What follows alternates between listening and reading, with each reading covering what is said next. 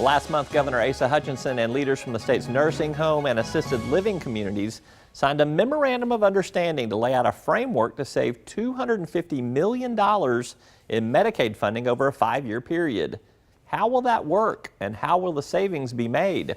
I sat down earlier with Rachel Davis and David Norsworthy of the Arkansas Healthcare Association, which represents those facilities. Let's talk about this MOU that the Healthcare Association has signed with the Department of Human Services, the state of Arkansas. Kind of want for viewers to understand kind of how this all happened, why this all happened, and so give me a little history and context of this whole MOU.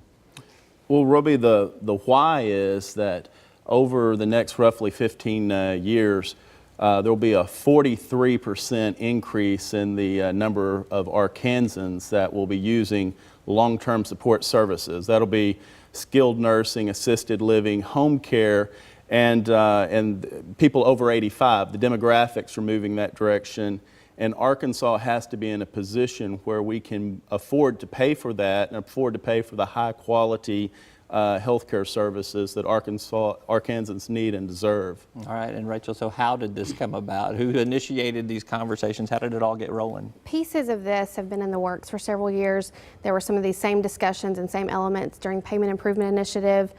We requested some innovation money with CMS several years ago, but really in the recent few months, Governor Hutchinson, and through his leadership, he sat down and he's made these healthcare reforms a priority, with the task force and other things, and he gave us a specific dollar amount of savings, and he laid out several objectives that he wanted to see in a package of reforms, and we've gone back with our membership, with our consultants, and put something together that met his objectives. It's still going to be a work in progress, though. I mean, this is something that's still a lot of the details, a lot of the meat on the bones got to be fleshed out over time. Right.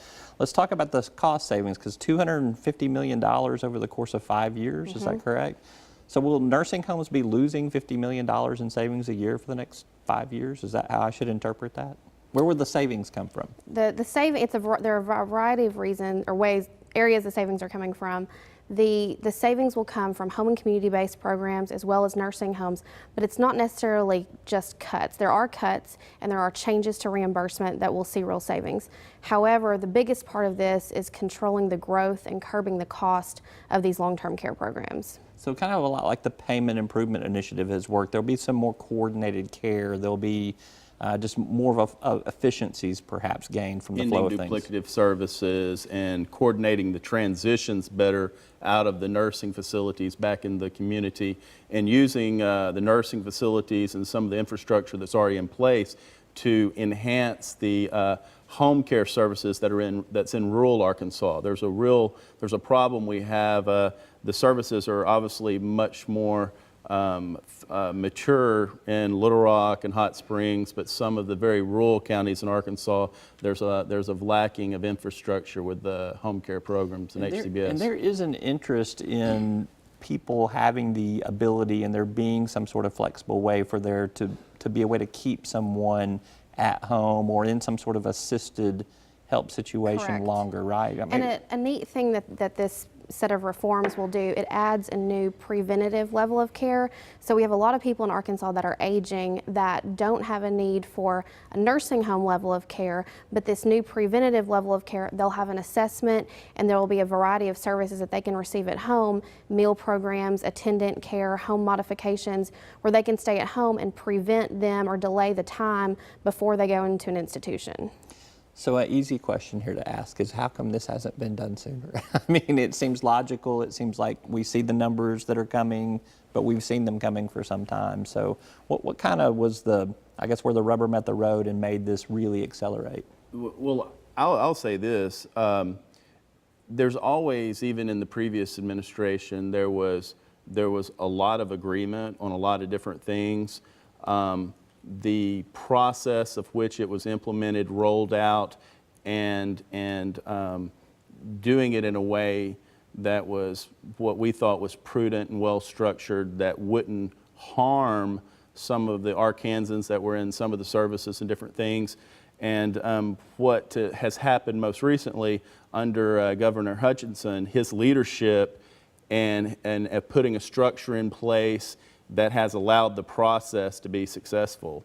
So, I mean, we had done a lot of the work on the backside, but he was able to push it across the finish line. Yeah. And we've had coordinated meetings with the governor's office, with DHS, and we're involving other areas like workforce development, things that will tie the whole package together, and that hasn't happened before. And you mentioned DHS. There's a new DHS director, Cindy Gillespie. We're angling to get her on the show. I think we've got a date set, so it'll be in the next couple of weeks here. But what's it been like working with her under that new direction, her new leadership? It's been excellent. There are definitely a lot of changes in the works there. It's been really good to work with her and some of the leadership there. Craig Cloud has been really involved in these efforts, and she brings a different perspective, a national perspective. She's worked a lot with CMS and kind of knows what they'll go for, what they won't, what's happened in other states, and it's gone really well. To that point, some of the previous issues were some of what the discussions, it was incongruent with what on the Medicaid side, the Medicare side was nationally. And Cindy, Director Gillespie, is what she's brought to the table. She understands, has a very good handle on the process of how both the Medicare and the Medicaid and the federal side with the Medicare works together, and it's helped with the process. So last question, what's been legislative reaction to the announcement that you guys are going to put this initiative together and do this, Rachel? I think there's been some surprise. I think we've had a overall really good reaction. I think they're happy. They've seen that the program shows real money and real savings, and you know, it's not just reforms, but there will be a withhold on certain payment pieces of the nursing home reimbursement, so that if these goals aren't met and these reforms don't work the way that we've talked about, there's real money on the table here. And I think that it shows that we are willing to come to the table and bring a solution, and I think they're really happy to see that. Yeah, well, congratulations to you. I know it's been an incredibly large elephant to try to figure out how to eat, and you do it one bite at a time, but we'll see how this goes. Thank you very much for being with us. Thank you, Thanks for Roby. having us. That's Rachel Davis and David Norsworthy with the Arkansas Healthcare Association, which represents the state's nursing homes and assisted living facilities.